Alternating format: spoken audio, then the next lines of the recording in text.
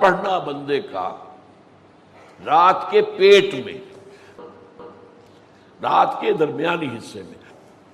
تہجد اصل میں جسے کہتے ہیں وہ نہیں ہے کہ جو عام طور پر لوگ فجر سے کچھ دیر پہلے جاگ گئے اذان سے اور جلدی سے 8 نفل پڑھ لیے، یہ تہجد نہیں ہے۔ یہ تو فجر کا ضمیمہ بنا لیا، ہر نوافل ہے، عبادت ہے، اس کے بھی جو اس کے برکات ہیں وہ ظاہر ہوں گی، جو اس کا ثواب اور اجر ہے اللہ دے گا۔ لیکن اصل میں جسے تہجد کہا جاتا ہے وہ رات کو سو کر پھر اٹھنا، نیند کو توڑ کر، اور پھر سو جانا اور پھر اٹھنا فجر کے لیے۔ جوف کہتے ہیں پیٹ کو، کسی شے کے جوف اللیل، رات کے بطن میں، رات کے درمیان میں، یعنی نصف رات گزر جائے اس وقت سے انسان جو ہے وہ نماز پڑھے، اور پھر ثلث رہ جائے تو پھر جاگ جائے، پھر سو جائے، اور پھر اس کے بعد اٹھے فجر کے لیے اور سنتیں پڑھے اور آئے مسجد کے اندر۔ تو یہاں آپ نے فرمایا وَصَلَاةُ الرَّجُلِ فِي جَوْفِ اللَّيْلِ، اور اپنے اس قول کے لیے حضور نے آیتیں تلاوت فرمائی، وہی دو آیتیں۔ یہاں یہ سورہ سجدہ کی آیت نمبر 16 اور 17 ہیں۔ تَتَجَافَىٰ جُنُوبُهُمْ عَنِ الْمَضَاجِعِ، اللہ تعالیٰ اپنے خاص محبوب بندوں کی یہ صفات بیان کر رہا ہے کہ ان کے پہلو اپنے بستروں سے علیحدہ رہتے ہیں، رات کے وقت جاگتے رہتے ہیں، بستر پر لیٹیں گے تو سو جائیں گے۔ تتجافیٰ جنوبہم عن المضاجع یدعون ربہم خوفا وطمعا، وہ اس وقت اپنے رب کو پکارتے ہیں، دعائیں کرتے ہیں، خوف کے ساتھ بھی، اس کے مواخذے کا خوف، اس کے عذاب کا خوف، اس کی باز پرس کا خوف، اس کی ناراضی کا خوف، جہنم کا خوف، وطمعا، اور طمع کس کی؟ اللہ راضی ہو جائے، اللہ کے اجر و ثواب کی بھی طمع ہو، لیکن سب سے بڑی طمع کیا ہے؟ اللہ مجھ سے راضی ہو جائے۔ اس لیے سب سے اونچا مقام یہی ہے، رضی اللہ عنہم ورضوا عنہ، اللہ ان سے راضی ہو گیا، وہ اللہ سے راضی ہو گئے۔ یہ باہمی رضا ہے، بندہ اپنے رب سے راضی رہے، وہ ہے کہ تسلیم و رضا، جو بھی دنیا میں آ رہا ہے اس پر شکوہ، اللہ کا شکوہ زبان پر نہ لائے۔ جو بھی آ رہا ہے یہ میرے رب کی طرف سے ہے، وہ میرا مولا ہے، آقا ہے، دوست ہے، میرا خیر خواہ ہے، اسے معلوم ہے کہ اس شر کے پیچھے کون سا خیر آ رہا ہے، مجھے کیا پتا، مجھے تو شر نظر آ رہا ہے، خیر تو نظر نہیں آ رہا۔ اس لیے فرمایا گیا کہ ہو سکتا ہے عسیٰ ان تکرہوا شیئا وہو خیر لکم، وعسیٰ ان تحبوا شیئا وہو شر لکم، واللہ یعلم وانتم لا تعلمون۔ ہو سکتا ہے تمہیں کوئی چیز بری لگے حالانکہ اسی میں تمہارا خیر ہو، عین ممکن ہے تمہیں کوئی چیز اچھی لگتی ہو حالانکہ اس میں تمہارے لیے شر ہے۔ اللہ جانتا ہے، تم نہیں جانتے۔ اس کیفیت کے اندر دنیا کی زندگی گزارے، اللہ تعالیٰ آخرت میں اسے راضی کر دے گا، اللہ اس سے راضی ہو جائے گا۔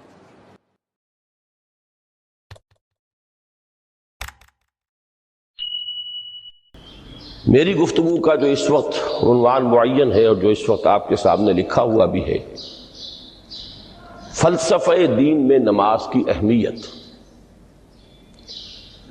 اس میں سب سے پہلے تو میں توجہ دلاؤں گا کہ لفظ فلسفہ اصلاً عربی کا ہے اور نہ ہی یہ قرآن حکیم کی اصطلاح ہے۔ یہ لفظ بھی اپنی اصل کے اعتبار سے یونانی ہے۔ فلسفی اگرچہ فلسفی عربی میں اب استعمال ہوتا ہے اور فلاسفہ اس کی جمع بھی ہوتی ہے، لیکن واقعتاً یہ عربی زبان کا لفظ نہیں ہے۔ اسی کی ایک مثال اور ہے تصوف، وہ بھی بظاہر تفاعل کے وزن پر خالص صیغہ معلوم ہوتا ہے عربی زبان کا، لیکن یہ بھی تھیوسوفی، یہ بھی در حقیقت یونانی الاصل لفظ ہے، جس کی تعریب کی گئی ہے اسے معرب بنا کر عربی کا جامہ پہنا دیا گیا ہے۔ فلسفے سے ہم جس علم یا جس شعبہ علم کو مراد لیتے ہیں، قرآن حکیم کی اصطلاح میں اس کے لیے لفظ حکمت ہے۔ اس کا مادہ ہا کاف میم، اور اس کا بنیادی مفہوم وہی ہے کہ جو اس سے جو ایک مشتق لفظ ہے استحکام، کسی شے کا مضبوط ہو جانا، پختہ ہو جانا، قوی ہو جانا، ایسی صلاحیت حاصل کر لینا کہ وہ اپنی حفاظت کر سکے، اپنے خلاف کسی بھی اقدام پر اپنا دفاع کر سکے۔ یہ ہا کاف میم کے مادے کا اصل مفہوم ہے۔ اور حکمت انسان کے فکر اور اس کے شعور کی پختگی کا نام ہے، اس لیے کہ انسان حیوانات سے ممیز کیا گیا ہے اگرچہ مختلف اعتبارات سے، لیکن یہ کہ اس میں سب سے اہم اعتبار یہ ہے کہ یہ حیوان عاقل ہے۔ اسی طریقے سے اسے حیوان ناطق کہا جاتا ہے، اور نطق اور عقل کا بڑا گہرا تعلق ہے اور ربط ہے، دونوں ایک دوسرے سے جڑے ہوئے۔ تو ہم کہیں گے شعور، عقل سے انسان کو شعور حاصل ہوتا ہے، اور نطق جو ہے اس کی بنیاد، اس کا سورس جو ہے وہ یہی شعور ہے۔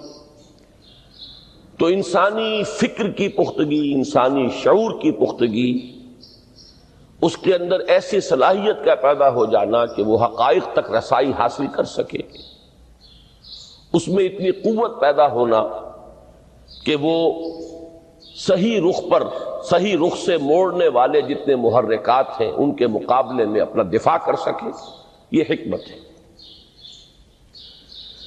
لہذا فلسفہ دین کی بجائے اب آپ اپنے ذہن میں حکمت دین کا لفظ رکھیں، اور اب غور کیجئے کہ حکمت دین میں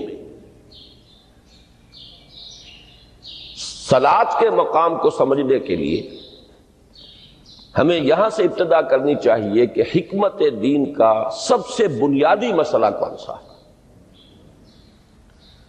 حکمت دین کا سب سے اہم، سب سے بنیادی، اولین مسئلہ معرفت خداوندی ہے۔ انسان اپنے رب کو پہچانے،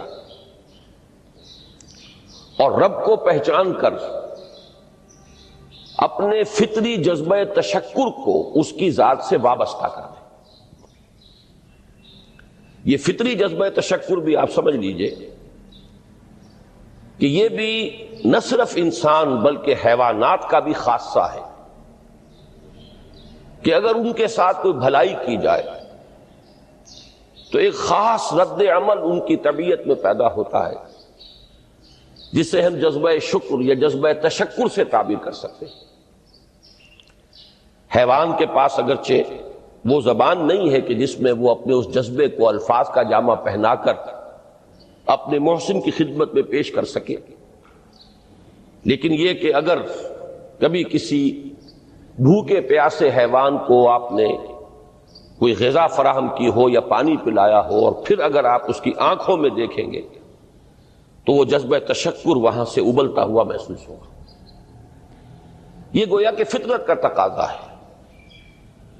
حیوانات سے بلندتر سطح پر انسان ہے، تو فطرت انسانی کا بڑا اساسی اور بنیادی تقاضا ہے کہ وہ اپنے محسن کا شکر ادا کرے، جس نے بھی اس کے ساتھ کوئی بھلائی کی ہو، خیر کیا ہو، اس کی کوئی احتیاج پوری کی ہو، اس کی کوئی ضرورت پوری کی ہو، اس کا وہ شکر بجانا ہے۔ تو یہ فطری جذبہ تشکر جب تک عقل انسانی اپنے اصل محسن اور مربی کو نہیں پہچانتی تو یا تو یہ منتشر رہتا ہے یا بھٹکتا رہتا ہے۔ چنانچہ شرک کی جو ساری تاریخ ہے اس کا تجزیہ کریں گے تو بات یہی نظر آئے گی کہ اس جذبہ تشکر نے اپنے علم کی کوتاہی کی وجہ سے، اپنے فہم کی کوتاہی کی وجہ سے مختلف اشیاء کے ساتھ یا مظاہر قدرت کے ساتھ اپنے آپ کو منسلک کر لیا۔ مثلاً یہ کہ یہ بات غلط نہیں ہے کہ ہماری دنیا کا یہ سارا نظام جو ہے اس میں سورج کی حرارت کو بہت بڑا دخل حاصل ہے۔ ساری انرجی جو ہمارے پاس ہے اس کی سورس تو اصل میں وہ سولر انرجی ہے. لکڑی بھی آپ جلا کر اگر آگ کے ذریعے سے حرارت حاصل کرتے ہیں تو وہ بھی در حقیقت سورج ہی کی وہ حرارت تھی کہ جو اس لکڑی میں جذب ہوئی ہے اور اس نے وہ صورت اختیار کی. فصلوں کو سورج پکاتا ہے، اس کی حرارت جو ہے وہی ان کے پکنے کا ذریعہ بنتی ہے. لہذا انسان نے یہ سمجھا کہ ہمارا سب سے بڑا محسن یہ ہے، لہذا اس کے آگے ہاتھ جوڑ دیے، اس کو سجدہ کیا، اسے معبود بنا لیا. اسی پر آپ قیاس کرتے چلے جائیے. جس چیز کے بارے میں احساس ہوا کہ اس کے ساتھ ہماری کوئی بھلائی وابستہ ہے، یہ ہمارے لیے کسی خیر کا ذریعہ ہے، اس کے سامنے انسان جھک گیا اور اس کے اظہار تشکر کے لیے اس نے مراسم عبودیت ایجاد کر دی. تو عقل انسانی کی اصل معراج یہ ہے کہ وہ اپنے اصل مربی کو پہچانے، اپنے اصل رب کی معرفت حاصل ہو جائے کہ یہ تمام مظاہر فطرت، مظاہر قدرت، اگرچہ یہ سب ہیں اس دنیا میں، اس کے نظام کو مختلف پہلوؤں سے ان کے ساتھ وابستہ کیا گیا ہے، لیکن یہ سب خود کسی اور کی ربوبیت کے مظہر ہے. کوئی اور ہے جو ان سب کا خالق ہے، کوئی اور ہے کہ جس نے ان کے لیے یہ سارا نظام بنایا ہے. تو ایک ہی چھلانگ میں انسان پھر وہاں پہنچتا ہے اور اپنے اصل رب اور مربی کو پہچان کر اب اپنے پورے جذبہ تشکر کو اس کی ذات کے ساتھ منسلک کر دیتا ہے. یہ میں نے خلاصہ عرض کیا آپ کے سامنے سورہ لقمان کے دوسرے رکوع کی اس پہلی آیت کا، جس میں اللہ تعالیٰ نے حضرت لقمان کے حوالے سے حکمت اور حکمت کا جو منطقی اور لازمی نتیجہ ہے دونوں چیزوں کو بیان کر دیا. وَلَقَدْ آتَيْنَا لُقْمَانَ الْحِكْمَةَ أَنِ اشْكُرْ لِلَّهِ، ہم نے لقمان کو حکمت عطا کی کہ کر شکر اللہ کا. فطرت سلیمہ کا تقاضا شکر، محسن کے لیے، مربی کے لیے، اور عقل کی معراج اپنے اصل محسن اور مربی کو پہچان لینا، اسی کا نام حکمت ہے. حکمت عقل صحیح اور فطرت سلیمہ کے امتزاج سے وجود میں آتی ہے، جس کا نتیجہ شکر رب ہے یا معرفت رب. تو یوں سمجھیے کہ حکمت دین کا اساسی مسئلہ یہ، باقی سارے مسائل اب یہیں سے آگے چلیں گے. اس کے لیے یہ بات اگر آپ نے منتخب نصاب کے وہ اسباق پڑھ لیے ہوں تو یہ چیزیں سامنے آ چکی ہوں گی کہ اس کے لیے قرآن کا اسلوب یہ ہے کہ آیات کے حوالے سے انسان کے اندر معرفت رب کو جگایا جاتا ہے. میں نے جگانے کا لفظ استعمال کیا ہے کہ قرآن کی حکمت یہ ہے کہ رب کی معرفت فطرت انسانی میں موجود ہے لیکن سوئی ہوئی، ڈورمنٹ ہے، اسے جگانا ہے، اسے ایکٹیویٹ کرنا ہے. اس کے لیے آیات آفاقی، ان فی خلق السماوات والارض واختلاف اللیل والنہار والفلک التی تجری فی البحر بما ينفع الناس الی آخر الآیہ. اسی طرح آیات انفسی وفی انفسکم افلا تبصرون سنریہم آیاتنا فی الآفاق وفی انفسہم حتی یتبین لہم انہ الحق. لیکن ان آیات آفاقیہ کی طرف بھی صحیح نقطہ نظر سے متوجہ کرنے کے لیے اور انسان کے اندر کی اس سوئی ہوئی معرفت رب کو جگانے کے لیے سب سے زیادہ مؤثر آیات قرآنیہ ہیں. چونکہ یہ فطرت انسانی کے اندر کی ایک شے کو جگانے والی ہیں، یہی وجہ ہے کہ قرآن مجید اپنے آپ کو کہیں الذکر کہتا ہے، کہیں ذکرہ، کہیں تذکرہ. یہ تو یاد دہانی ہے، تمہارے اپنے اندر معرفت رب موجود تھی یا موجود ہے، لیکن یا تمہیں اس کا شعور نہ تھا، وہ تمہارے شعور کی سطح پر نہیں آئی تھی، یا یہ کہ آئی تھی لیکن پھر تم اسے بھول گئے، ذہول کے پردے پڑ گئے. جیسا کہ علامہ اقبال نے کہا کہ کافر کی یہ پہچان کے آفاق میں گم ہے، تم پھر گم ہو گئے. لہذا اس کو اجاگر کرنے کے لیے، تازہ کرنے کے لیے یہ آیات قرآنیہ ہیں. ان اندھیروں سے، گمشدگی کے اندھیروں سے نکالنے کے لیے معرفت کی روشنی میں لانے کے لیے یہ آیات مبارکہ ہے۔ هو الذی ينزل على عبده آیات بینات لیخرجکم من الظلمات الی النور، اندھیروں سے نکال کر روشنی میں لانے کے لیے اللہ نے اپنے بندے پر صلی اللہ علیہ وسلم یہ آیات بینات نازل کی۔ لیکن اب اس سے اگلا قدم ہے، اور اصل میں وہ ہے جو میری گفتگو کا موضوع ہے اس وقت۔ اس کے لیے یہ تمہید ضروری تھی کہ حکمت قرآن کا اور حکمت دین کا اولین، اہم ترین، سب سے اساسی، سب سے بنیادی مسئلہ ہے معرفت رب۔ اگر اس مرحلے کو انسان طے کر لے اللہ کے فضل و کرم سے، اسے اللہ کی معرفت بھی حاصل ہو جائے اور اس پر ایمان بھی میسر آ جائے، تو اب اس کے سامنے تین مسئلے اور ہیں، ان کو اچھی طرح آئیڈینٹیفائی کیجیے۔ پہلا مسئلہ یہ ہے کہ اس کی فکر صحیح مزید پیش قدمی کرے، آگے بڑھے۔ یہ تو اس کا سٹارٹنگ پوائنٹ تھا، رب کو پہچان لینا۔ ابھی تو اس سے آگے بڑھ کر اس فکر صحیح کو، بڑی بلندیوں کو چھونا ہے۔ جیسے کہ کلمہ طیبہ کی تمثیل بیان کی گئی قرآن مجید میں، کَشَجَرَةٍ طَیِّبَةٍ أَصْلُهَا ثَابِتٌ وَفَرْعُهَا فِي السَّمَاءِ۔ تو فکر انسانی کے لیے وہ اصل ثابت، جمی ہوئی جڑ جو ہے وہ تو ہے معرفت رب۔ لیکن اب یہ فکر ترقی کرے گی، یہ نشو و نما پائے گی، یہ آگے بڑھے گی، اس کی شاخیں یہ آسمانوں سے بات کریں گی، آسمانوں کی بلندیوں کو چھوئیں گی۔ تو سب سے پہلا مسئلہ ہے فکر صحیح کی مزید پیش رفت، پیش قدمی۔ دوسرا مسئلہ انسان کا بہت بنیادی، عمل کی درستی، صحیح عمل۔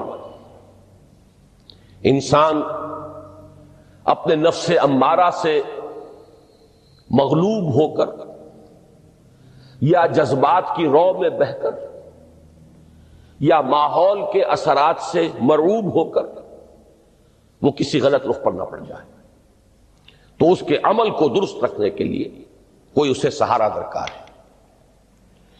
اور تیسری ضرورت اس کی، یہ میرے نزدیک اس دور میں سب سے زیادہ نگاہوں سے اوجھل ہو چکی ہے، یہاں تک کہ ہمارے بہت سے دینی حلقے بھی، خاص طور پر جو ریلیجس ایکٹیوسٹ شمار ہوتے ہیں، جو دین کی احیائی جد و جہد میں مصروف نظر آتے ہیں، تجدید دین، احیاء دین، غلبہ دین، اقامت دین، ان کی بھی ایک بہت بڑی محرومی ہے کہ وہ ایک تیسرے گوشے کو تقریباً نظر انداز کر رہے ہیں، اور وہ ہے روحانی ترقی۔ اس لیے کہ انسان کی اصل عظمت کی بنیاد تو وہ روح ہے جو اس میں پھونکی گئی، وَنَفَخْتُ فِيهِ مِن رُوحِي، جس کا تعلق ذات باری تعالیٰ کے ساتھ ہے۔ کم سے کم یہ تو ہر شخص مانے گا، کوئی بڑے سے بڑا ریشنلسٹ اور روحانیت کا منکر شخص وہ بھی یہ تو ماننے پر مجبور ہے کہ اللہ تعالیٰ نے اس کی جو نسبت اپنی طرف فرمائی ہے، روحی، اس میں در حقیقت انسانی روح کی عظمت اور اس کی شرافت، اس کی بلندی اور اس کی بزرگی کی طرف اشارہ ہے۔ بہرحال اس کی ترقی، فکر صحیح کی ترقی۔ نمبر 2، عمل کی درستی، اس میں افراط و تفریط نہ ہو، اس میں انسان نفس امارہ سے مغلوب ہو کر یا جذبات کی رو میں بہہ کر یا ماحول کے اثرات سے متاثر ہو کر کوئی غلط اور غیر متوازن راستہ اختیار نہ کر لے۔ اور نمبر 3، روحانی ترقی۔ اب ان میں سے پہلی چیز کو لیجئے، فکر صحیح کے مزید ارتقاء اور اس کی مزید پیش قدمی کے لیے قرآن حکیم نے بھی سورہ آل عمران کے آخری رکوع میں ذکر کو سب سے پہلے اور سب سے اہم عامل کی حیثیت سے شمار کیا۔ چنانچہ اس کی پہلی آیت جو ہے سورہ آل عمران کے آخری رکوع کی، اس میں تو وہی مضمون جو میں بیان کر چکا وہ آیا ہے، ان فی خلق السماوات والارض واختلاف اللیل والنہار لآیات لأولی الالباب،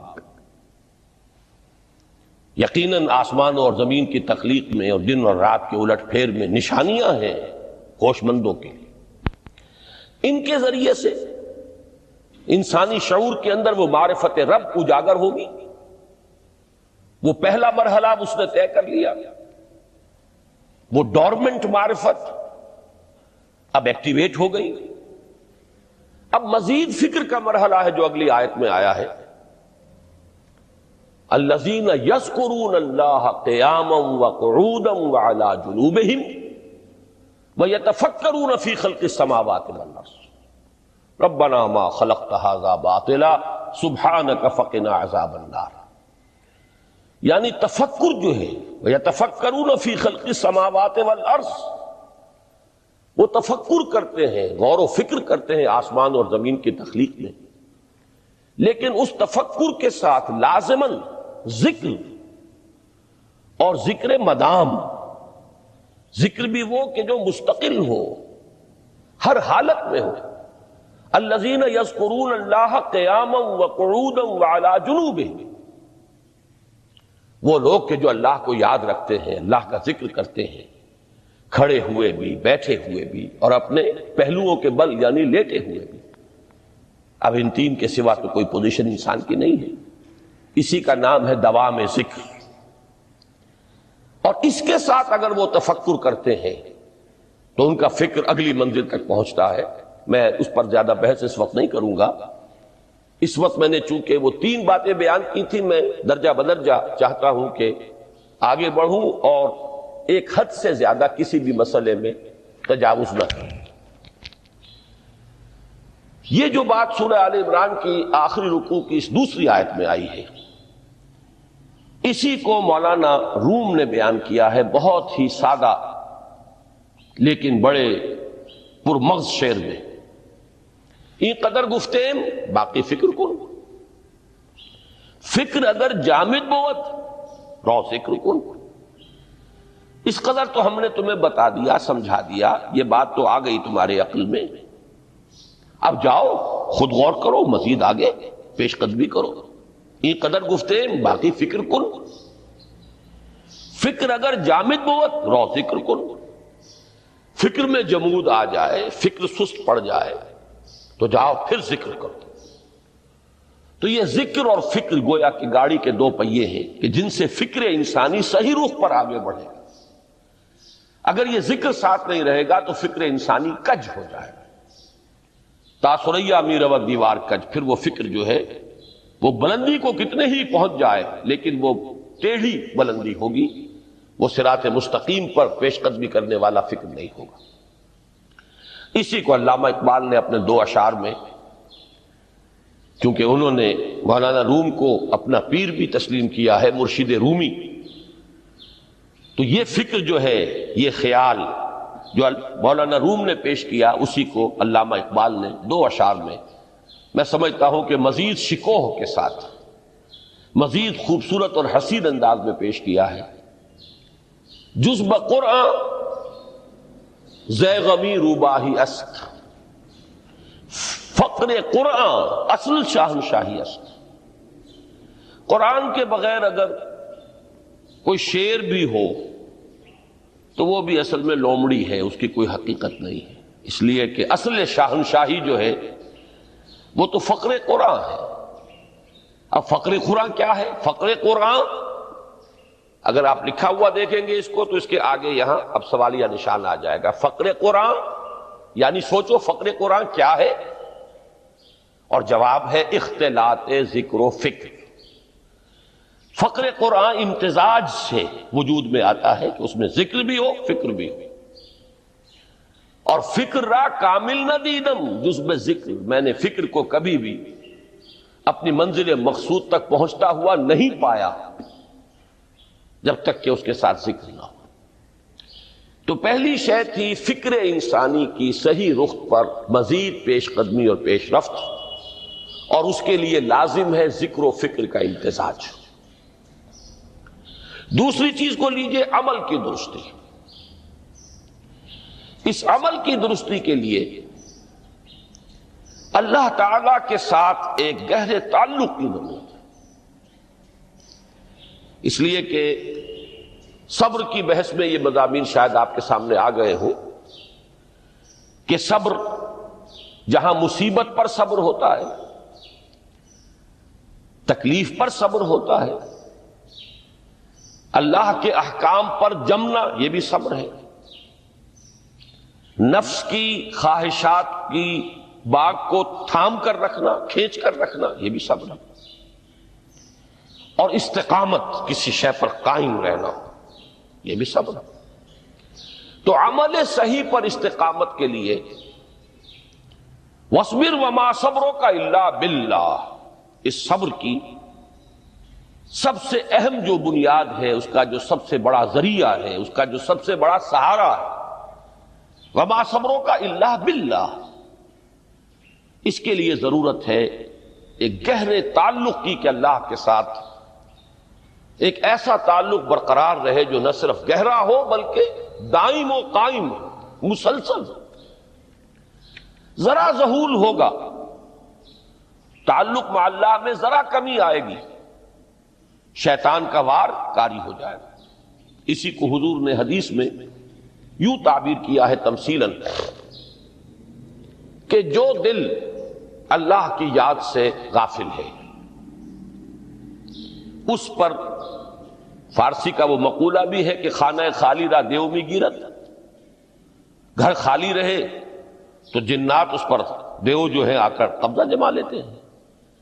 تو خانہ قلب جو ہے اگر یاد خدا بندی سے خالی ہو گیا تو شیطان ابلیس لعین اپنی تھوتنی ٹکا دیتا ہے۔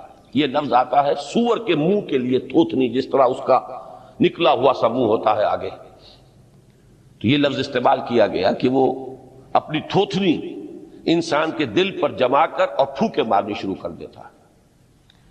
تو شیطان کو موقع ہی تب ملتا ہے جب انسان کے تعلق مع اللہ کے اندر کمی ہو، وہ خانہ بالکل خالی ہو گیا ہو یا اتنا ضعیف ہو گیا ہو کہ کل عدم ہو جائے، گویا کہ نہیں۔ تیسری چیز کی طرف آئیے، روحانی ترقی۔ روحانی ترقی کے لیے میں ایک اصطلاح کے سامنے لا رہا ہوں، اس سے مراد کیا ہے؟ روحانی ترقی کے لیے ہماری دینی اصطلاح ہے تقرب الی اللہ،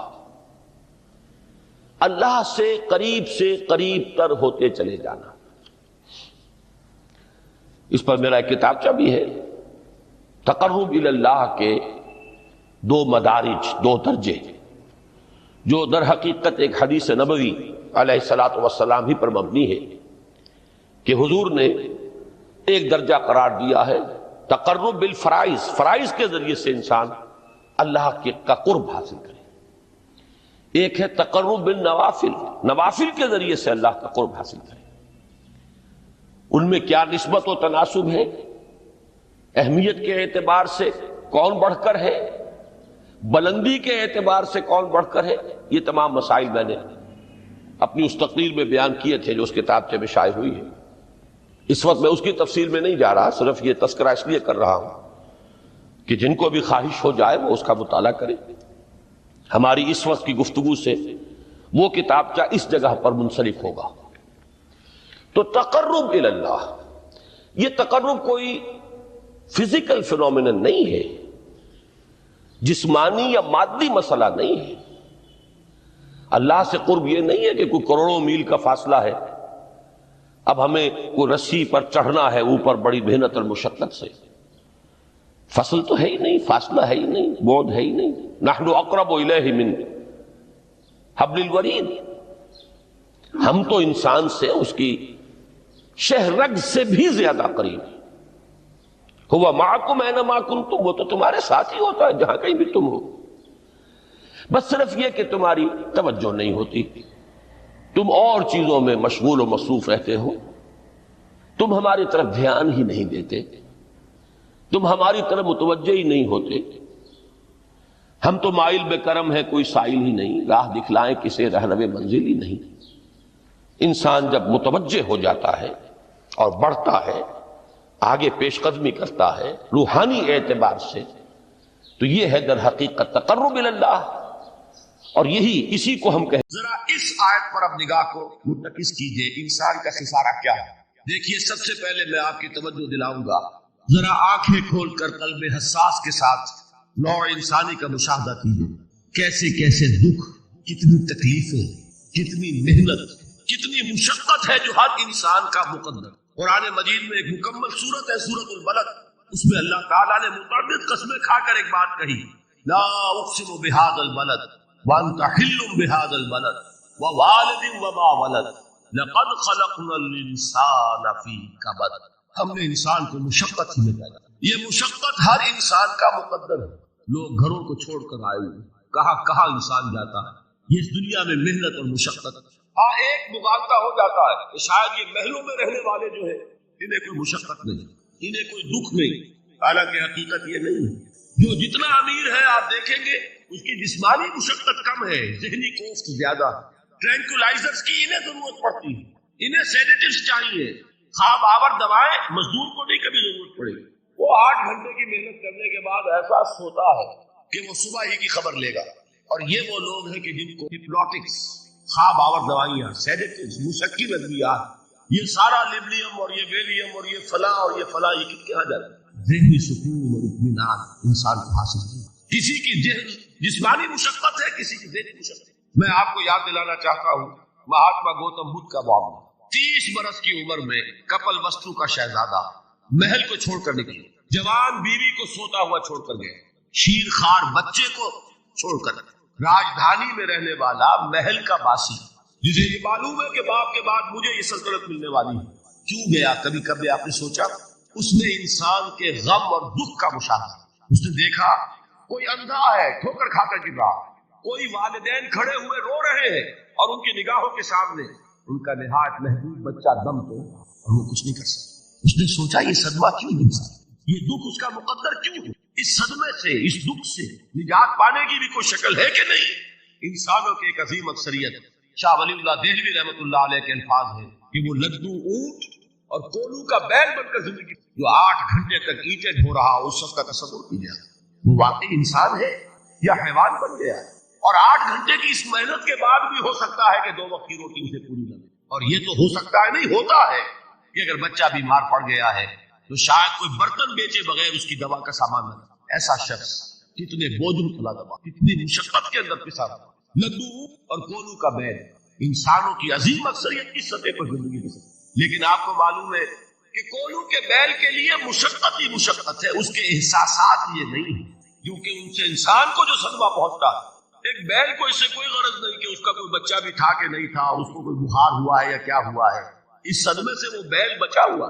گھوڑے کو کوئی پتا نہیں کہ میرا بھی کوئی اولاد میری ہے یا نہیں ہے، اور مجھے اس کا کوئی صدمہ ہے یا دکھ ہے، کوئی پتا نہیں۔ لیکن انسان کا معاملہ یہ ہے کہ والدین کو جو دکھ دیکھنے پڑتے ہیں اپنے بچوں کے بھی، اولاد کے، رات کی نیند حرام ہے اس لیے کہ بچہ بخار میں تپ رہا ہے یا درد سے تڑپ رہا ہے، لہذا نہ ماں سو سکتی ہے نہ باپ سو سکتی ہے۔ میں نے ایک موقع پر دیکھا لاہور میں کیروسین آئل، اس زمانے میں ابھی سوئی گیس نہیں آئی تھی، اور اکثر و بیشتر جو ہے یہی مٹی کا تیل جو ہے ایندھن کے طور پر استعمال ہوتا تھا، اس کی شارٹیج ہو گئی، تو کئی فرلانگ لمبی قطاریں لگتی تھی ان دکانوں کے باہر، ڈپوں کے باہر، اور ایسے منظر بھی کہ ایک خاتون برقع کو، ایک گود میں بچے کو لیے ہوئے، ایک کی انگلی پکڑے ہوئے، بوتل ہاتھ میں لیے ہوئے تیل کے لیے، اور کئی گھنٹے کھڑی ہوئی۔ یہ مشقت انسان جھیلتا ہے۔ غالب نے اس کا نقشہ کھینچا ہے کہ رنج سے خوگر ہوا انسان تو مٹ جاتا ہے، مشکلیں اتنی بڑی مجھ پر کہ آسان ہو، ہم بھول جاتے ہیں، ورنہ واقعہ یہ کہ قلب حساس ہو اگر، اور قید حیات بند غم، اصل میں دونوں ایک ہیں، موت سے پہلے آدمی غم سے نجات پائے۔ اچھا، یہ تو ہوا لقد خلقنا الانسان فی کبد۔ حیوانات کا معاملہ ایک اور اعتبار سے آسان ہے، ان سے کوئی محاسبہ بھی ہے کیا؟ کوئی جواب دہی بھی ہے؟ کوئی ان کو اللہ کے حضور میں کھڑے ہو کر اپنے اعمال کا حساب بھی دینا؟ انسان کی یہ ٹریجڈی ہے، یہ المیہ ہے انسان، اس کو بھی قرآن مجید کی ایک سورت میں قسمیں کھا اذا السماء انشقت، اس کے بعد کیا فرمایا؟ یا ایھا الانسان انک کادح الی ربک کدحا فملاقیہ، اے انسان تیرا المیہ، تیری ٹریجڈی اس سے کہیں بڑھ کر ہے، تجھے صدمے پر صدمے جھیلتے ہوئے، مشقت پر مشقت برداشت کرتے ہوئے ایک روز اپنے رب کے حضور میں بھی کھڑا ہو، جواب دہی بھی کر۔ اس دن کے حساب سے، اس دن کے احساس سے جو بڑے بڑے ہماری امت کے عظیم جو گلے سرسبد ہیں، ان کا یہ حال آپ نے پڑھا ہوگا۔ حضرت ابوبکر صدیق رضی اللہ تعالیٰ عنہ وہ ایک عجیب کیف کے عالم میں فرمایا کرتے تھے، کاش میں درختوں پر چہچہاتی ہوئی چڑیا ہوتا جس سے حساب کتاب نہیں، کاش کہ میں گھاس کا تنکا ہوتا جو آج ہے اور کل آگ میں جلا دیا جاتا، ختم ہو، اس سے محاسبہ کوئی نہیں۔ وہ جس کے احساس سے کہ حضرت عمر جو ہے اپنے انتقال کے وقت سخت بے چین، ان کے بیٹے حضرت عبداللہ ابن عمر رضی اللہ تعالیٰ عنہما ان کا سر جو ہے وہ اپنے زانوں پر رکھ لیا تو کہا نیچے ڈال دو، ایک عجیب بے کلی اور بے چین۔ انہوں نے کہا ابا جان آپ کیوں پریشان ہیں؟ آپ تو عشرہ مبشرہ میں سے، آپ کو تو اللہ تعالیٰ نے جنت کی بشارت حضور کے ذریعے سے اس دنیا میں دی۔ حضرت عمر فرماتے کہ خدا کی قسم اگر قیامت کے دن عمر برابر سرابر پر چھوٹ گیا تو بہت بڑی کامیابی۔ یہ احساس جن کو، حضرت علی کا حال کیا ہوتا ہے؟ ابھی جو آپ نے حافظ صاحب سے سنا، یہ حضرت علی کا معاملہ کہ ایک تیر پیوست ہو گیا تھا، کسی طرح نکل نہیں رہا۔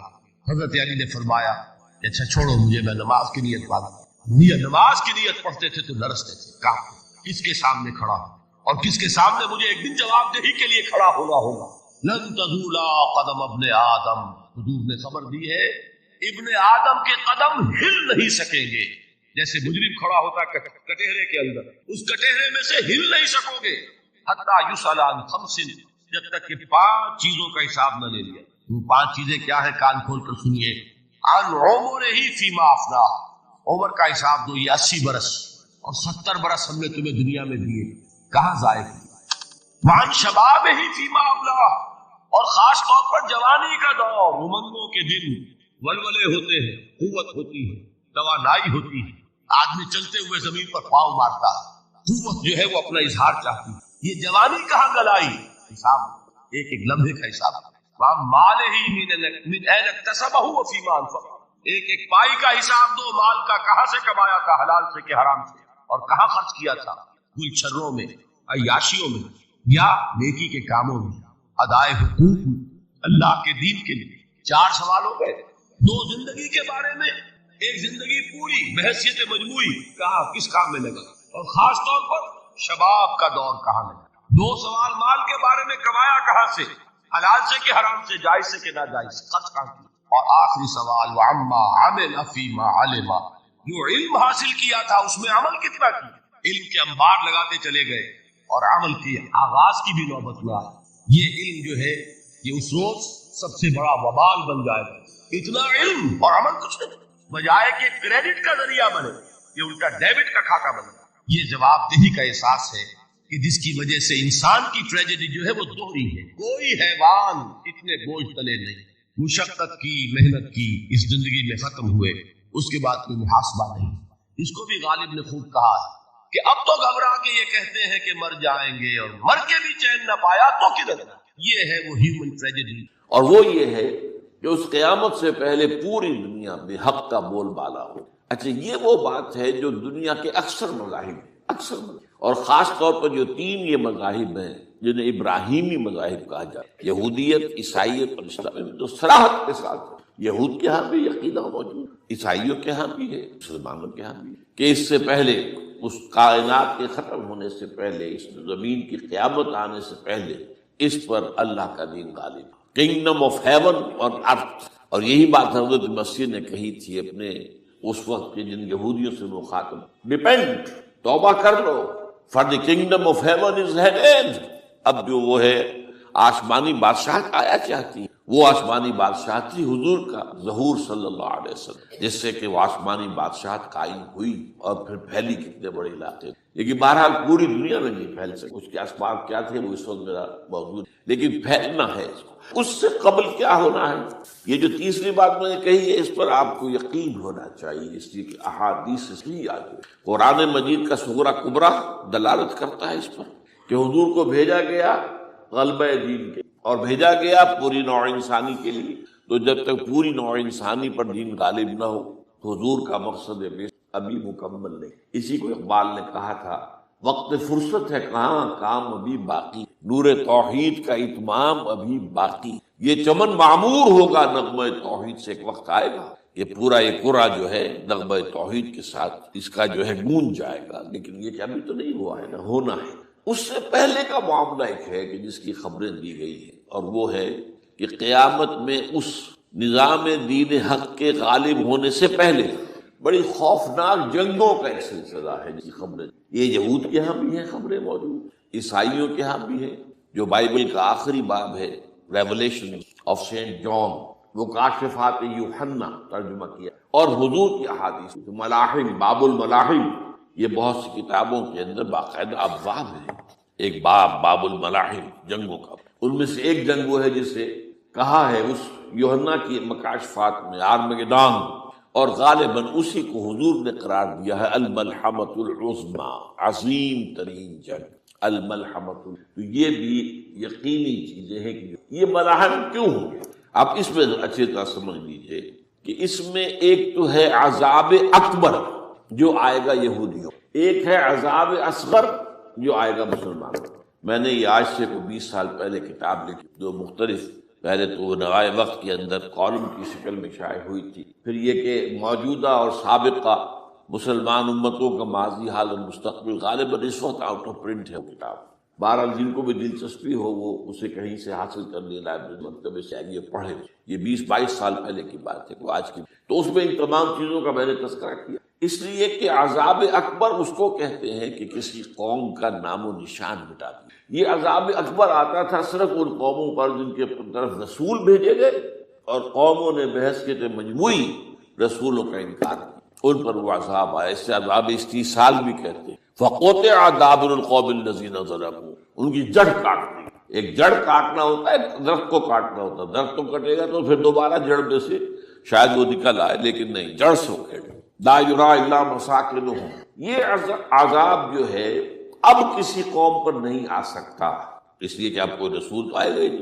لیکن ایک قوم پر یہ تاریخ کے قرضے کی حیثیت سے موجود، اور وہ قوم یہود ہے. ان کی طرف رسول بھیجے گئے حضرت عیسیٰ ابن مریم، رسولا الی بنی اسرائیل، اور انہوں نے یہ بات تو بہت دور کی تھی کہ مانتے انہیں اور ان پر ایمان لاتے. الٹا جو کچھ کیا ہے آپ کو معلوم ہے. انہیں ولد الزنا قرار دیا، جادوگر قرار دیا، واجب القتل قرار دیا، اور اپنے بس پڑتے سولی پر چڑھوا کر دم دیا. حالانکہ بات ہوا یہ نہیں ہے، اللہ نے اس سے پہلے ہی زندہ اٹھا دیا آسمان پر، دوبارہ وہ آئیں گے. بہرحال لیکن اس قوم کے اوپر وہ عذاب جو ہے وہ قرض ہے تاریخ کا، وہ قرض ادا ہوگا.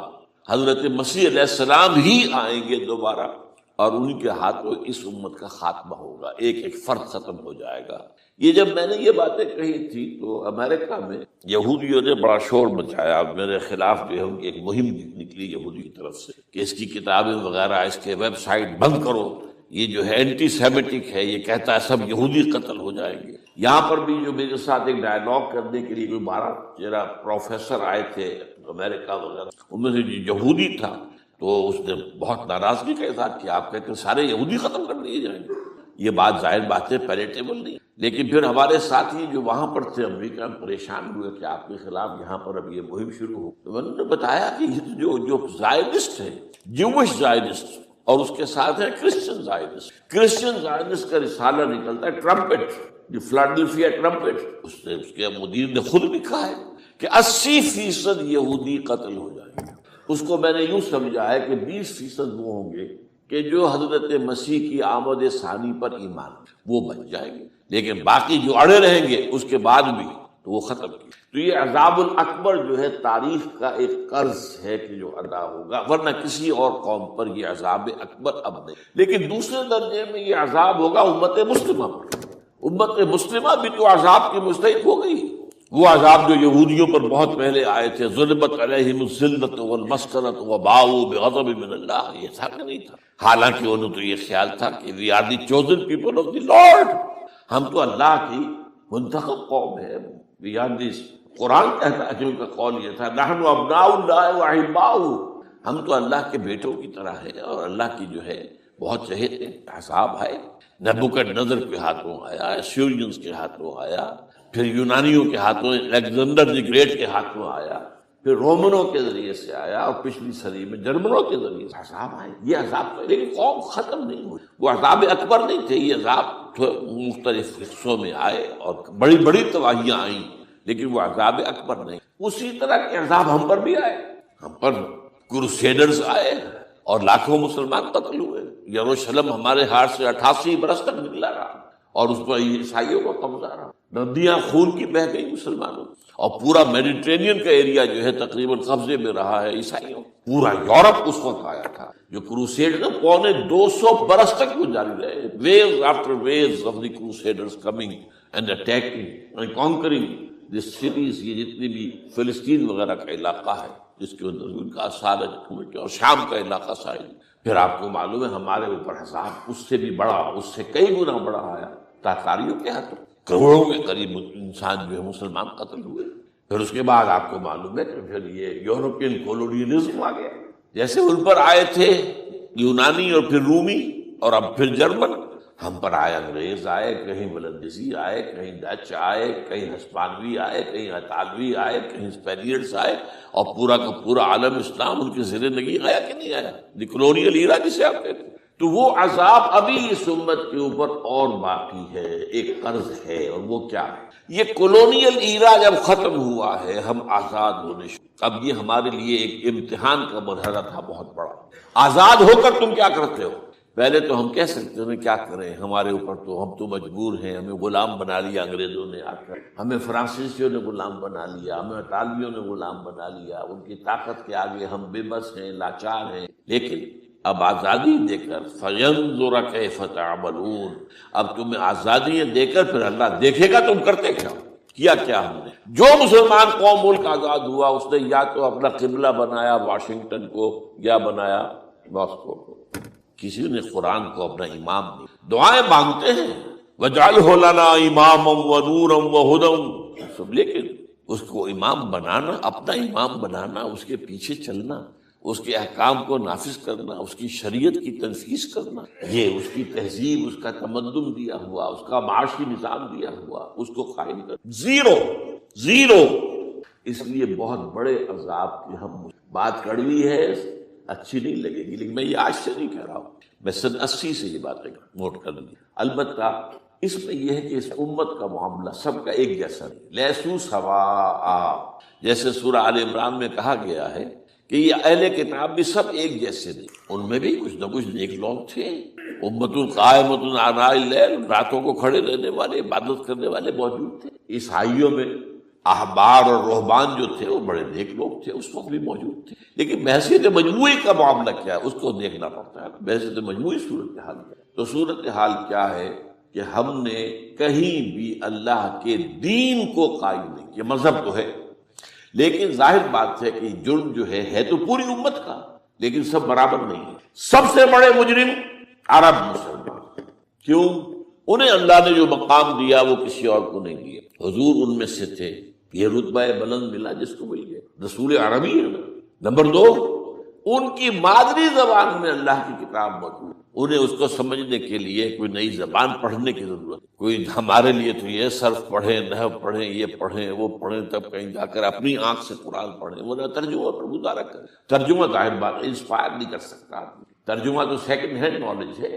جب آپ ترجمہ پڑھ رہے ہیں تو گویا کہ آپ اس مترجم کی آنکھ سے پڑھ رہے ہیں، اپنی آنکھ سے تو نہیں پڑھ رہے. لہٰذا یہ سب سے بڑا عذاب تو ان پر آنا ہے. وہ جو میں بیان کر چکا ہوں، گریٹر اسرائیل کے قیام کا معاملہ کیا ہے. تباہی تو انہی ملکوں پر آئی ہے. وہ شام ہے، عراق ہے. اس کے لیے پہلا قدم اٹھایا تھا، ابھی تو اس کو ناکام بنا دیا ہے. اللہ تعالیٰ کی جو بھی حکمت ہے. جو عراق پر حملہ تھا وہ اصل میں اس لیے تھا کہ گریٹر اسرائیل کی طرف پہلا قدم. شیرون نے کہہ دیا تھا یہ جو پڑا ہوا ابھی کہیں مرا نہیں ہے. اس نے کہا تھا جیسے یہ صدام کی حکومت ختم ہوئی ہے، اس کے مجسمے گرائے گئے ہیں کہ ان قریب عراق پر ہمارا قبضہ ہو. یہ اصل میں تھا اس گریٹر اسرائیل کی طرف پہلا قدم. لیکن بات ہونا نقشے جو اب آ رہے ہیں دنیا میں، اب تو بہت عام ہو گیا. 1906 سے 2006 سے چھپا ہوا نقشہ ہے وہ، اور ہمارے اخبارات میں اس کا آدھا ابھی آیا ہے. باقی آدھا تو لیا ہی نہیں گیا ہے. باقی آدھا ہے مڈل ایسٹ سے متعلق. وہاں جو نئی تقسیم ہونی ہے، عراق کے 3 حصے ہونے. ایک حصہ کردستان کے ساتھ مل جائے گا، وہ گریٹر کردستان. ایران کا کردستان، عراق کا کردستان، ترکی کا کردستان ملا کر ایک کردستان. جیسے ہمارے یہاں پاکستان کا بلوچستان، افغانستان کا بلوچستان اور ایران کا بلوچستان ملا کر گریٹر بلوچستان بنے گا. یہ ممکن نقشہ، یہ نقشہ تو اس میں دیا گیا ہے جو اب اخبارات میں چھپے. وہ اگلا حصہ جو ہے وہ میں آپ کو بتا رہا ہوں. اور جو سعودی عرب کے ٹکڑے ہوں گے کہ ایک چھوٹی سی ریاست بنا دی جائے گی مکہ مدینہ شہروں کے اوپر مشتمل، یہ ویٹیکان ہوگا، جیسے ویٹیکان سٹی ہے روم کے اندر، یہ عیسائیوں کا ایک بڑا مرکز ہے، تو ایک چھوٹی سی حکومت اسے کہتے ہیں، علیحدہ ہے، وہاں اطالوی حکومت کا قبضہ نہیں ہے، وہاں پہ ان کی اپنی حکومت ہے، پوپ کی حکومت۔ ایسے ایک ویٹیکن، گویا کہ ایک مسلم ویٹیکن بنا دیا جائے گا مدینہ، یہ ان کے نقشے ہیں، یہ نہ سمجھے کہ ایسا ہوگا، یہ تو اللہ جانتا ہے، لیکن یہ کہ جو ہوگا وہ تو میں نے کئی دفعہ کہا، وہ تو اللہ کو معلوم ہے، یمکرون و یمکر اللہ، وہ اپنی سے چالیں چل رہے ہیں، اللہ اپنی چال چل رہا ہے، لیکن نقشہ کیجیے۔ بہرحال اس میں جو بھی ہے یقیناً ایک حد تک کامیابی انہیں ہوگی، جس کی خبریں ہمیں، گریٹر اسرائیل ایک دفعہ قائم ہوگا، سعودی عرب سے بھی شمالی حصہ لے لیا جائے، مدینے میں داخل نہیں ہو سکے بس۔ اچھا، مکے کو وہ کلیم نہیں کرتے، مکے سے انہیں کوئی سروکار نہیں، لیکن یہ کہ مدینے کو وہ کہتے ہیں یہ ہمارا ہے، ہمیں یہاں سے نکالا گیا، اور وہاں لیکن حدیث میں ہے کہ مدینے میں داخل نہیں ہو سکے گا دجال اور اس کی جو فوج ہے، لیکن باقی شام، عراق، فلسطین، لبنان اور ترکی کا جنوبی حصہ اور مصر میں جو ہے یہ سینائی پیننسولا کے ساتھ ساتھ سارا، وہ اس پر تو رو رہے ہیں ابھی تک یہودی کہ کیوں واپس کر دیا سینائی پیننسولا، 1967 وار میں ہم نے جیتا تھا اسے، بعد میں وہ اسحاق ریبن اور یاسر عرفات کے درمیان دوستی کروائی تھی کلنٹن نے، جس کے نتیجے میں وہ واپس آیا ہے، لیکن یہ کہ وہ واپس لے گئے، اور اس کے علاوہ جو فرٹائل علاقہ ہے نائل کے ڈیلٹا کا وہ بھی ان کی شامل ہے۔ اس ظاہر بات ہے جب یہ ہوگا تو بڑی تباہی آئے گی، اس میں تو کوئی شک، تو سب سے بڑی تباہی مسلمانان عرب پہ آئے گی، اور کیوں ہوں گے؟ مستحق ہیں، انہوں نے اس کے باوجود کہ قرآن ان کی اپنی زبان میں ہے، انہوں نے اس قرآن کو اپنا امام نہیں۔ نمبر 2 پر میں ہمیشہ کہتا رہا ہوں کہ جو مسلمانان عجم، اگر فرض کیجئے کہ 140 کروڑ مسلمان سے دنیا میں ہیں تو 30 کروڑ کے قریب جو ہیں وہ عرب ہیں، باقی 110 کروڑ جو ہیں، 1 ارب سے زیادہ تو غیر عرب مسلمان، ان میں سب سے بڑے مجرم وہ ہم مسلمانوں نے پاکستان، ہم نے ایک تقسیم کرائی اسلام کے نام، ہم نے کہا کہ ہم اسلام کا نظام قائم کریں گے، اور اللہ نے ہمیں معجزے کے طور پر منقطع کر دیا۔ اب قمری حساب سے 63 برس گزر چکے ہیں، جو آپ 61 کہتے ہیں، اگر قمری حساب رکھیں 63 برس کہاں ہے، لہذا مستحق۔ لیکن اب اس میں یہ ضرور ہے کہ ابھی پاکستان کے معاملے کو میں سمجھتا ہوں کہ ہینگنگ ان دی بیلنس والا ابھی نہیں کہہ سکتے، اللہ تعالیٰ شاید کوئی توفیق دے دے، کوئی معجزہ ہو جائے، کیونکہ میرا تو یقین یہ ہے کہ یہ قائم بھی معجزے سے ہوا ہے، جس پر میں نے تفسیراً کتاب میں لکھا ہوا ہے اپنی استحکام پاکستان، اور اب کوئی دوبارہ معجزہ ہو سکتا ہے، اور معجزہ کیا ہوگا کہ پوری قوم میں توبہ کی ایک کیفیت پیدا ہو جائے، اللہ کے کرنے سے تمام انسانوں کے دل جو ہے اللہ کی 2 انگلیوں کے مابین ہے، حضور نے ہمیں خبر دی، جدھر چاہتا ہے پھر تو کوئی عجب نہیں کہ ایسا ہو جائے۔ بہرحال اس اعتبار سے میں آپ سے عرض کر رہا ہوں کہ یہ پاکستان کے بارے میں نے جو آپ کو 2 آیتیں سنائی ہیں سورہ انبیاء کی، اس آخر کے حصے میں آئی ہیں سورہ انبیاء میں، وَإِنْ أَدْرِي أَقَرِيبٌ أَمْ بَعِيدٌ مَا تُوعَدُونَ۔ دیکھو لوگوں، مجھے یہ معلوم نہیں ہے کہ جس عذاب خداوندی کا تم سے وعدہ کیا جا رہا ہے وہ قریب آ گیا یا دور ہے، یہ حضور سے کہا جا رہا ہے، قل، آپ یہ کہہ دیجیے، ان ادری اقریب ام بعید ما تُوعدون۔ ساتھ ہی یہ بھی فرمایا وَإِنْ أَدْرِي لَعَلَّهُ فِتْنَةٌ لَكُمْ وَمَتَاعٌ إِلَىٰ حِينٍ، اور مجھے نہیں معلوم، ہو سکتا ہے کہ یہ تمہارے لیے ایک فتنہ بن کر معاملہ آ گیا ہو اور ابھی تمہیں اور مہلت دے دی جائے۔ اس حوالے سے ہم نہیں کہہ سکتے، اب آپ کو معلوم ہے میں تفصیل سے بیان کر چکا ہوں جس طریقے سے مجموعی طور پر پاکستان میں گھیراؤ کیا گیا ہے، اور جس طریقے سے یہ جتنا نیو کونز کا اور کرسچین اور جو جیوش زائنس ہیں، اور اب ان کے اندر اضافہ کیجیے ہندو زائنس کا، اب یہ جس طریقے سے گھیرے کے اندر لے رہے ہیں پاکستان، جس طرح بھارت کی فوج افغانستان میں بھی آ رہی ہے، اس نے اپنے کتنے قونصل خانے کھولے ہوئے ہیں افغانستان میں، کسی جو کچھ وہ ہو رہا ہے بلوچستان کے اندر، جو کچھ ہمارا پورا صوبہ سرحد ہے، اور اس سے آگے بڑھ کر جو کچھ کراچی میں ہو رہا ہے، یہ سارے معاملات جو ہیں وہ دیکھ لی تو گویا کہ باہر سے ہمارا گھیراؤ مکمل ہو چکا ہے، اور اس میں یہ ہے کہ تازہ جو بمبئی کے اندر جو ہوئے ہیں معاملات وہ نوٹ کی، کس طریقے سے اب اسے کہا جا رہا ہے کہ کچھ مسلمانوں نے کیا ہے، حالانکہ اس کے سب سے بڑا ثبوت یہ ہے کہ ایک ہندو ہیمنت، جس نے کہ وہاں ساری تحقیقات کی کہ سمجھوتا ایکسپریس کو جو اڑایا تھا کس نے اڑایا تھا، اس کی انہوں نے کہا جب کی ہے تحقیقات، اب یہ اس کو گیو دم دی کریڈٹ۔ ہندو قوم کے اندر کم سے کم یہ بھی بات موجود ہے، جہاں وہ بدماشیاں ہیں وہاں یہ بھی ہے، یہ خیر بھی ہے، جہاں برائیاں ہیں ان کے اندر وہ خوبیاں بھی ہیں۔ ان کا ایک کمیشن ہے تو صاف ایک ہندو کو، اور ہندو بھی سرونگ کرنل کا یہ ہے ماسٹر مائنڈ، اس نے کروایا اور وہ گرفتار ہوا، serving kernel of Bharat army.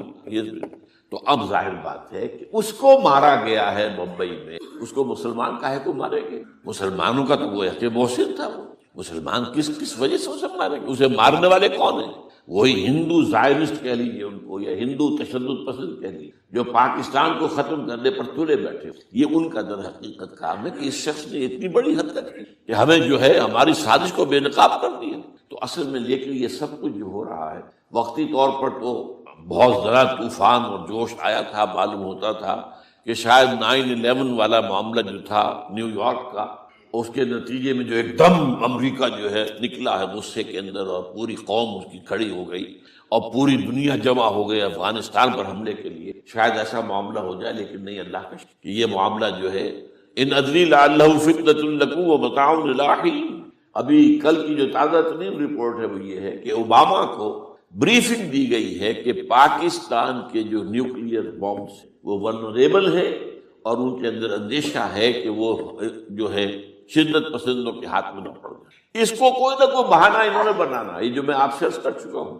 کچھ ہمارے لوگوں کو یہ امیدیں ہو گئی تھی براک اوباما کے آنے سے، یہ میں نے پھر اس کے بعد ایک مضمون میں پڑھا ہے، آپ کے لیے بھی نئی بات ہوگی۔ براک کا لفظ جو ہے اس میں یہ بھی اسلامی ہے، یہ برکت سے ہے، اس لیے کہ اس کا باپ جو ہے وہ سواحلی علاقے کا، سواحلی زبان جو ہے کینیا کا ساحلی علاقہ جو ہے وہ سواحلی زبان جو ہے اس میں عربی کی بڑی آمیزش، کیونکہ وہ تو بہت قریب ہے نا، عرب سے کتنا فاصلہ ہے، وہ درمیان میں وہ ریڈ سی ہے، بڑا چھوٹا سا سمندر، تو سواحلی زبان میں عربی اثرات ہے۔ تو یہ برکت والی بات، جیسے ہم کہتے ہیں کسی کا نام برکت حسین، برکت علی، تو یہ وہ ہے باراک برکت والا، براک حسین، اور پھر حسین کا نظر۔ تو اس سے بڑی توقعات ہو گئی تھی، لیکن نظر یہ آ رہا ہے کہ جو بش کا ایجنڈا تھا، اس لیے کہ اصل میں اس کی پالیسی بنانے والے میں آپ کو بتا چکا ہوں، کوئی ایک فرد نہیں ہوتا وہاں تو پورے ادارے ہیں، بڑے بڑے تھنک ٹینکس ہیں، اور یہ ثابت ہو گیا ہے کہ اس اوباما نے آتے ہی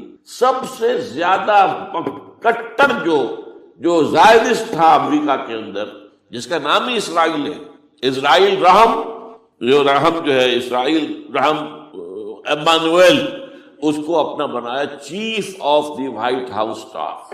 اور یہ وہ شخص ہوتا ہے کہ جو گویا کہ جس کے گھیرے میں ہوتا ہے صدر امریکہ کا۔ صدر سے کون مل سکتا ہے یہی فیصلہ کرے گا، کون نہیں مل سکتا یہ فیصلہ کرے گا، کون سی رپورٹ صدر تک جائے گی یہ فیصلہ کرے گا، کون سی رپورٹ روک لی جائے گی یہ فیصلہ کرے گا۔ تو گویا کہ صدر کے کان بھی وہ، صدر کی آنکھ بھی وہ، لہذا صدر جو ہے اس کے تو اوپر گھیرا ہوتا ہے۔ اور اس سے بھی آگے بڑھ کر نوٹ کیجیے، میں نے آپ کو پہلے بتایا بھی، ساؤتھ ایشیا کے لیے اس نے اپنا ایڈوائزر بنایا ہے ایک ہندو کو، اس کا نام ہے سونال شاہ۔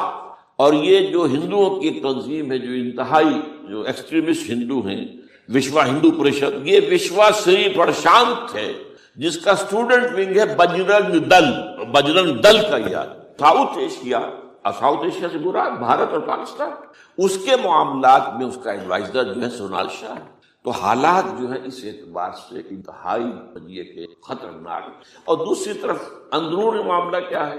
سائنس کی دو اصطلاحات آپ نے سنی ہوگی، centrifugal forces, centripetal forces. Centrifugal وہ ہوتی ہے کہ جو مرکز سے توڑنے والی ہوتی، بھاگتا ہے ہر ایک مرکز کو چھوڑ کر، یہ سینٹریفیوگل فورس۔ سینٹریپیٹل وہ ہوتی ہے جو مرکز کی طرف لانے والی ہو، جو ایک مرکز کے گرد لوگوں کو جمع کرے، تو مرکز گریز اور مرکز کی طرف رخ کرنے والی۔ ہمارے پاس سینٹریپیٹل فورس صرف ایک ہے، وہ اسلام ہے، اور وہ ہے نہیں۔